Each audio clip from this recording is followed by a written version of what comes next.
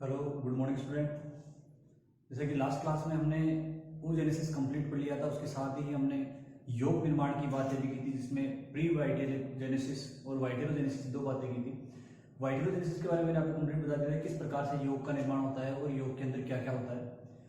Pre वाइटेरोजेनेसिस जो बताया था उसके अंदर मैंने आपको थोड़ा सा ये कहा था कि योग निर्माण से पहले क्या अवस्थाएं होती है, उसके बारे में थोड़ी सी बात मैं आज डिस्कस करूंगा। तो अपन स्टार्ट कर लेते हैं आज कैपेसिएशन। और कैपेसिएशन देखो बच्चों क्या होता है कि जब एक स्पर्म इस योग्य हो जाता है कि वो फीमेल के एग को फर्टिलाइज कर पाए और उसके अंदर प्रवेश कर पाए, इसको बोलते हैं कि उसमें ये योग्यता आ जाती है, इसको बोलते हैं कैपेसिएशन। देखो सबसे पहले आज हम पढ़ेंगे कैपेसिएशन क्या होता है। देखो निषेचन के लिए स्पर्म में योग्यता का डेवलप होना। अब निषेचन के लिए जो योग्यता डेवलप होती है उसमें क्या क्या योग्यताएं होनी चाहिए।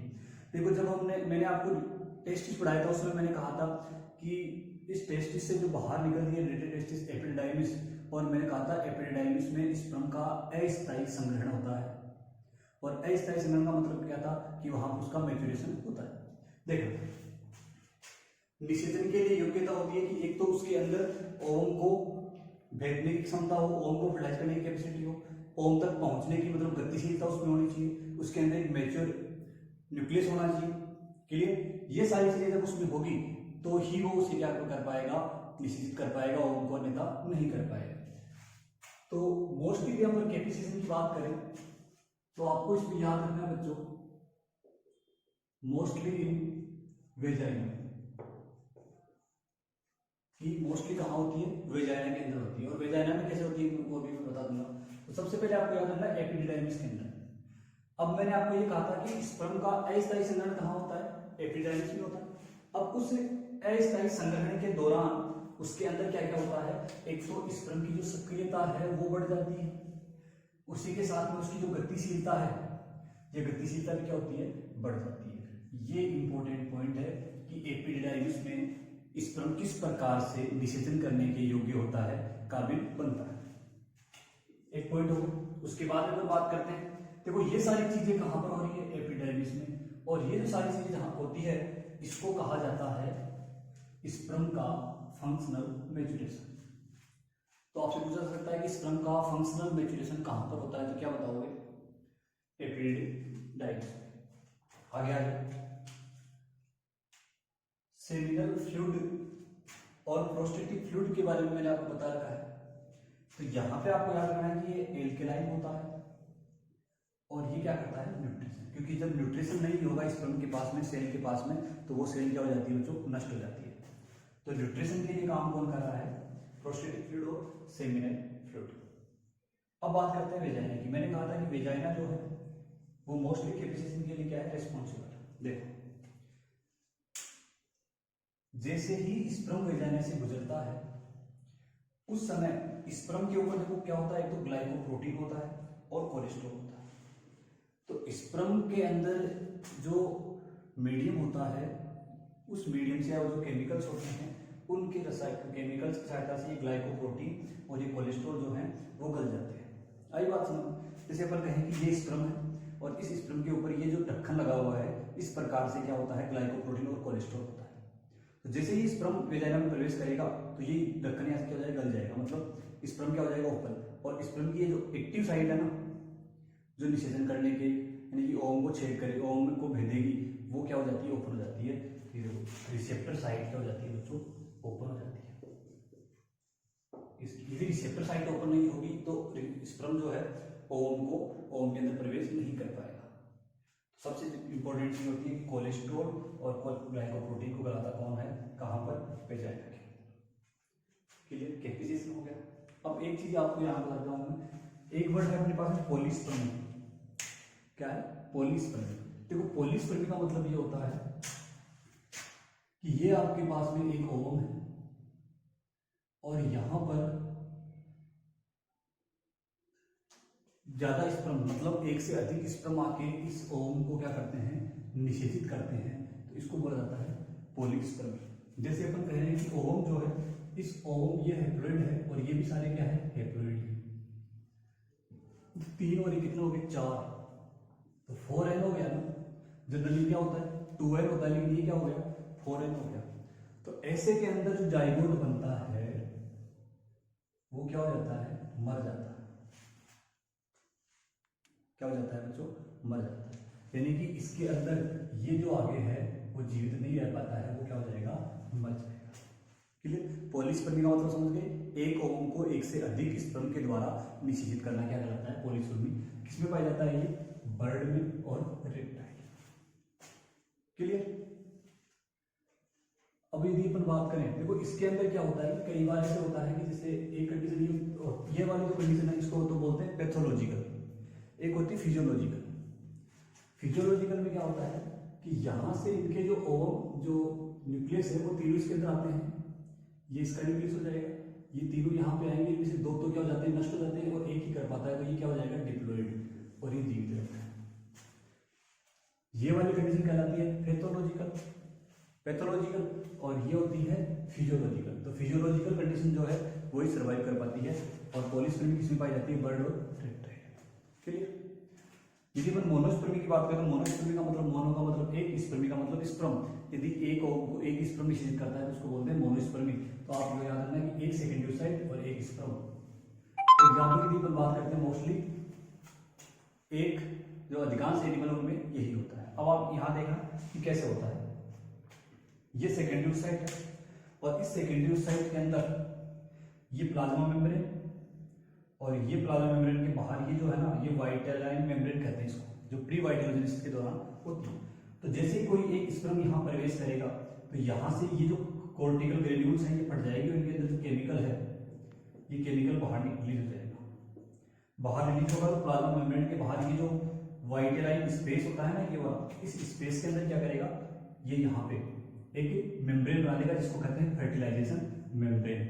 और जो वाइटेलाइन जो फ्लूइड होता है इसके अंदर, वो फ्लूइड भी क्या हो जाता है, उसकी भी मात्रा बढ़ जाती है, और ये फर्टिलाइजेशन मेम्ब्रेन बनने के बाद में कोई दूसरा स्पर्म इसको निषेचित नहीं कर पाएगा, जो एक करेगा उसके बाद में ये कंडीशन हो जाती है। इसीलिए मोस्टली एनिमल, और यदि अपन ह्यूमन की बात करते हैं तो उसमें मोनोस्पर्मी होती है।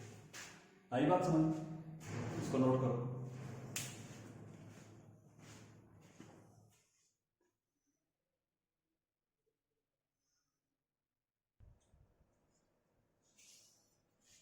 सेकेंड एग्जांपल, अभी मैंने कहा कि मोस्टली जो एनिमल होते हैं उनमें क्या होती है बच्चों, मोनोस्पर्मी होती है।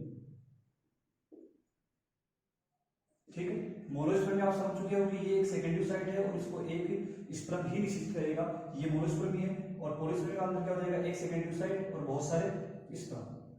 ठीक, उनमें से यदि उनके एक ही का न्यूक्लियस बचता है और बाकी का नष्ट हो जाता है तो उसको क्या बोलते हैं, फिजियोलॉजिकल। पॉलीस्पर्मी वो तो सर्वाइव करेगा, और यदि सबके न्यूक्लियस उसमें जैसे फॉरेन अभी मैंने बताया लास्ट अभी कुछ पहले, उसमें यदि फॉरेन हो रहा है तो वो क्या हो जाएगा, नष्ट हो जाएगा, और जाइगोट मर जाएगा। ये तो बात हो गई मोनोस्पर्मी। यदि ऐसा आप कहें कि ह्यूमन में किस प्रकार से होता है, तो देखो जोना पेनिसुला, कोरोना रेडिएटा, ये सारी बातें मैंने आपको बता दी। देखो ये जो सेकेंडरी साइट है, सेकेंडरी साइट के बाहर जो लेयर बनती है, ये जो रेड कलर से आपको इसका नाम है जोना पेनिसुला, और साथ में जब प्री वाइटेलाइजेशन होता है तो वाइटेलाइन मेम्ब्रेन भी यहाँ पर बन जाती है। तो यहाँ पर अपन कह रहे हैं कि जब भी कोई स्पर्म, और ये जो बाहर आपको दिख रहा है ये होता है कोरोना रेडिएटा, और इस कोरोना रेडिएटा में जो रेड टाइप की दिख रही है, जो रिसेप्टर है हाई ल्यूरोनिक एसिड। मैंने आपको कहा था स्पर्म के जो एक्रोसोम है उसमें हाई ल्यूरोनिडेज नामक एक एंजाइम होता है, याद रखना उस चीज को। तो देखो क्या होता है कि जब एक स्पर्म प्रवेश करेगा, ठीक है, मैं यहाँ पे बता देता हूँ, ये एक स्पर्म आ रहा है यहाँ पे, तो जैसे ही स्पर्म यहाँ प्रवेश करेगा तो कैल्शियम आयन यहाँ से रिलीज होते हैं, और जो कोर्टिकल ग्रेन्यूल्स जो मैंने बताई थी वो कोर्टिकल ग्रेन्यूल क्या हो जाएगी, यहाँ से फट जाएगी। तो फर्टिलाइजेशन मेम्ब्रेन तो बनेगी बनेगी, और यहाँ पे जो देखो ये कैसे हटेगा, स्पर्म के अंदर कैसे आएगा, तो इस वहां स्पर्म का जो एक्रोसोम है उससे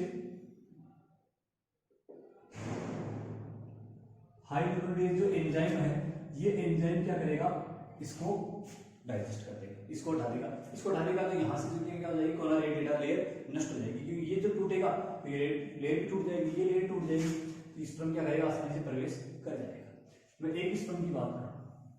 ठीक, ये जैसे ये एक स्पर्म यहाँ पे आ गया, उसके बाद में क्या होगा कि जोना पेनिसुला क्या इसके अंदर आएगा, तो कोर्टिकल ग्रेन्यूल इसके अंदर, ये स्पर्म इसके अंदर आएगा, कैल्शियम आयन बढ़ेगी, कैल्शियम आयन बढ़ेगी तो यहाँ से कोर्टिकल ग्रेन्यूल फटेगी और फर्टिलाइजेशन मेम्ब्रेन यहाँ बन जाएगी। कब? स्पर्म आने के बाद में। जैसे स्पर्म इसके ऊपर प्रवेश कर देगा फर्टिलाइजिंग मेम्ब्रेन बन जाएगी और जो जोना पेनिसुला है वो क्या हो जाएगी बच्चों? थिक हो जाएगी और हार्ड हो जाएगी।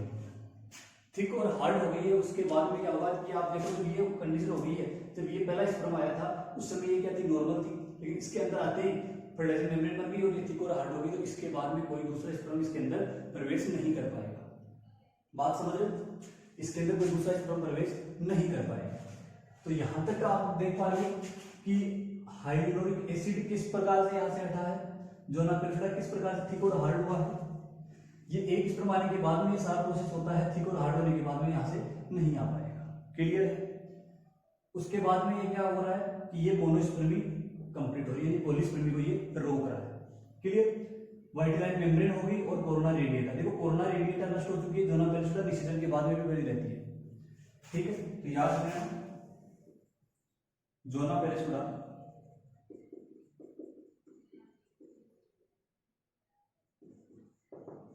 निषेचन के बाद भी उपस्थित। ठीक है, ये सारी चीजें आपकी कंप्लीट। ह्यूमन में किस प्रकार से होता है, मोस्टली एनिमल में किस प्रकार से होता है, ये मैंने आपको बता दिया। देखो पॉलीस्पर्मी जो होता है उसको रोकने के क्या क्या उपाय है। पहला, जोना पेनिसुला का थिक और हार्ड होना, पहला पॉइंट। कैसे होता है ये मैंने आपको यहां से बता दिया। कैसे होगा?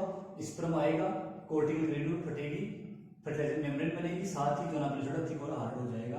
तो ये पॉलीस्पर्मी को रोकता है। एक चीज यहाँ पे आपको याद रखना है, ये वाला यहाँ पे ये जो प्रोटीन होती है, रिसेप्टर प्रोटीन है, उसका नाम है ZP3। क्या नाम है? ZP3। देखो जोना पेनिसुला में उपस्थित रिसेप्टर प्रोटीन ZP3 होती है। जब कोई एक स्पर्म ZP3 से जुड़ जाता है तो शेष ZP3 क्या हो जाती है? इनएक्टिव हो जाती है। देखो एक से जुड़ गया, वहां पर किससे? इससे जुड़ गया और सारी क्या हो गई? इनएक्टिव हो गई। तो क्या इनसे अभी सीधे स्पर्म आएगा, इससे नहीं जुड़ पाएगा, क्योंकि जब एक बार एक से जुड़ने के बाद में सारी इनएक्टिव हो जाती है। क्लियर? तो यहाँ पे ZP3 वाला कंसेप्ट समझ में आया कि इसमें चारों ओर ZP3 प्रोटीन होती है। जैसे कोई भी एक स्पर्म आएगा, सबसे पहले जो आएगा जो जुड़ेगा, उसके बाद उसके जुड़ते ही सारी सारी क्या होगी? इनएक्टिव होगी। और इसका लास्ट पॉइंट है कि इसकी जो प्लाज्मा मेम्ब्रेन होती है, यानी कि जब एक स्पर्म प्लाज्मा मेम्ब्रेन को पार करता है तो प्लाज्मा मेम्ब्रेन के अंदर पॉजिटिव और बाहर नेगेटिव आवेश होता है। बाहर पॉजिटिव, अंदर नेगेटिव। अंदर नेगेटिव होने का मतलब हो जाता है डीपोलराइजेशन। नर्वस सिस्टम में मैंने आपको पढ़ा रखा है क्या होता है? डीपोलराइजेशन, या उसको आप कह रहे थे एक्साइटेड फेज। अब प्लाज्मा मेम्ब्रेन को अन्य स्पर्म बाहर नहीं कर सकते। याद है ना, नर्वस सिस्टम में मैंने आपको कहा था कि एक तंत्रिका जब सूचना लेके जाती है, डीपोलराइज हो जाती है, तो वो अन्य सूचनाओं को ग्रहण नहीं कर पाएगी। वो कंसेप्ट यहाँ पे लागू होता है। क्वेश्चन आता है पॉलीस्पर्मी को रोकने के उपाय कौन कौन से होते हैं। स्पर्म में कैपेसिएशन की जो बात की है, कैपेसिएशन क्या होता है, कहाँ कहाँ पर होता है, कौन कौन से पार्ट उसमें अपनी महत्वपूर्ण भूमिका निभाते हैं, ये पॉइंट आपको याद रखना है। ठीक है बच्चों, इसको आप नोट करो। धन्यवाद।